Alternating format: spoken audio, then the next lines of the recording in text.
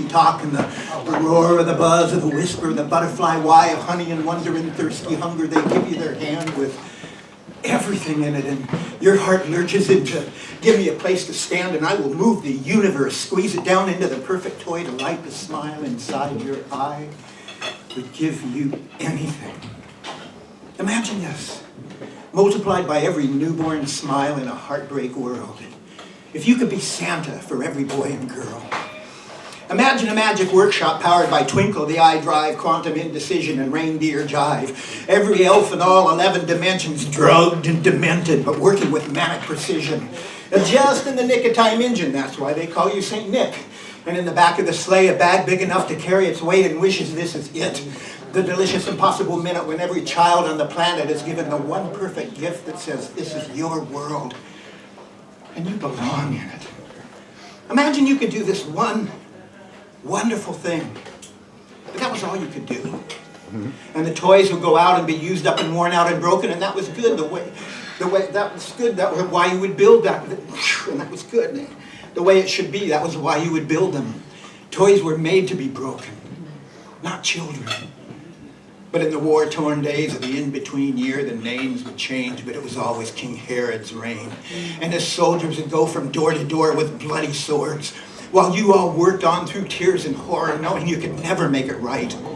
No matter how magical that one perfect night. What would you do? Would you go on working when you could only give the one magic minute? Better than nothing, and who could argue with arithmetic? Or would you go crazy with the weight of anger and grief? Would you feel responsible? Would you feel like a thief living a life so sweet, full of hard work done well, when so many children were living in hell? Some people can't ever get enough. Give them a minute and they want eternity. The kind who can never be happy with even a scrap of cruelty. They go crazy at the thought of one child dying a needless death. They can't rest. They've got to be moving, doing, making more than a difference, making everything different.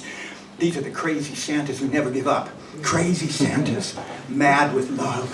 Crazy Santas get up at the crack of dawn, work boots on, march out onto the field, into the street, get beat, fight back, get shot at, don't stifle, live life hot-wired. Crazy Santas are dangerous, but it's a dangerous world. Some people can't help fighting back whenever they see the weak attacked. They live like champions in the army that never had a chance. Some of them pick up the gun. Some of them live like saints. All of them are powered by love. All of them make mistakes. Some say we need more magic minutes. That's the best we can do. But I believe we need to reach out for eternity. We need to be crazy Santas who never give up. Crazy Santas, mad with love. Yeah.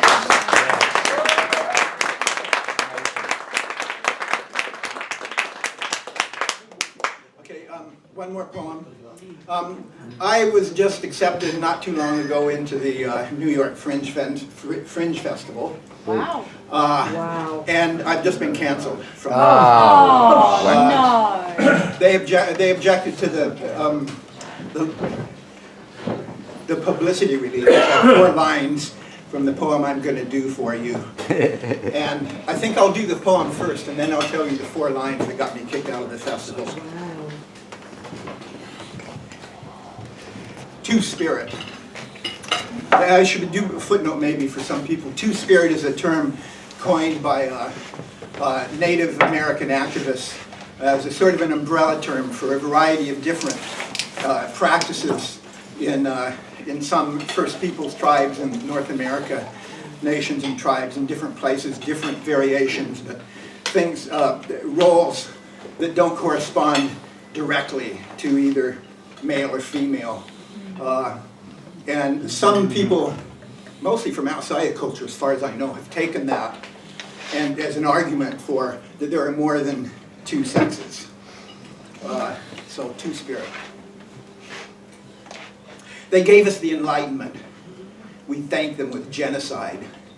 Their freedoms appalled the missionaries, but their ideas inspired Rousseau and Voltaire, the shoeless warriors of the Paris street. When they stormed the Bastille, were marching to a native beat. We killed them in the tens of millions, cut down their forests, slaughtered the animals, salted the earth with slavery and disease.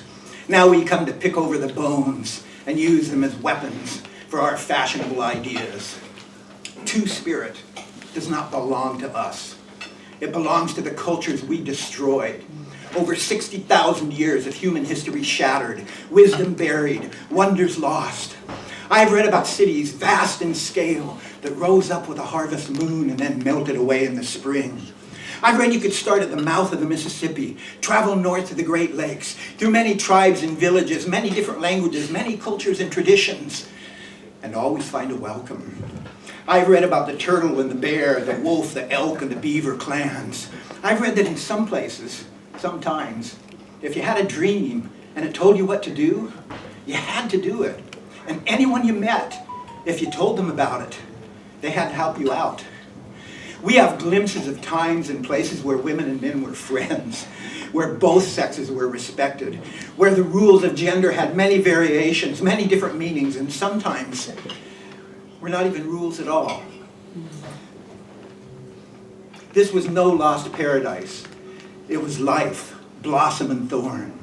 There were wars, empires, slavery, mistakes made, lessons learned, revolutions of every kind. We have so many stories, good and bad, terrible and surprising, but all just a tiny sliver of what was lost. Time and murder have done their work. We have only these last precious flowers that survived into the modern world from the land we slashed and burned.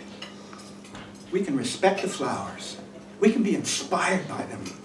But we cannot copy them, we cannot own them, we cannot graft them onto the world we've made, onto the cancerous bones of class and sex and race. We cannot pretend ourselves out of the history we have created. Leonard Peltier is dying in prison.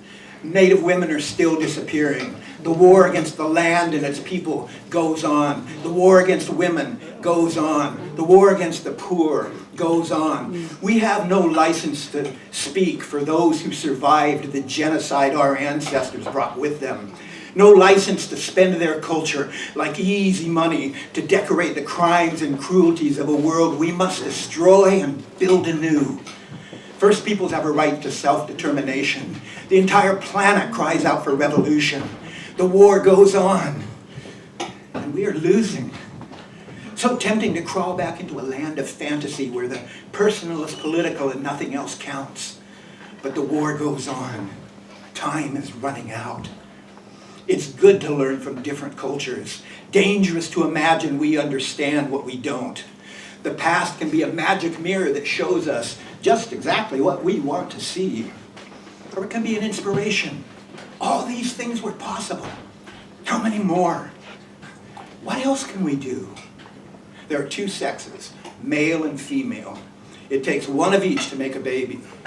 But what this means, what we make of it, has changed more times than we can imagine. It will change in the future. It's changing now. If we are to choose the direction of that change, we must start with an honest look at the world we've made. Women have been oppressed by men through all of recorded history, from the cities of the Nile and the Tigris and Euphrates, down through the ages. Male supremacy, embedded in the laws and institutions, feeding into and fed by slavery, property, class war, and violence. Gender is how they control us. Gender is how they divide us. Masculine and feminine are not different options. They're different forms of oppression. We need a repolarization, not the masculine and the feminine, but the good and the bad, the kind and the cruel, the brave and the cowardly, the rebel heart or the mind in slavery. Thank you.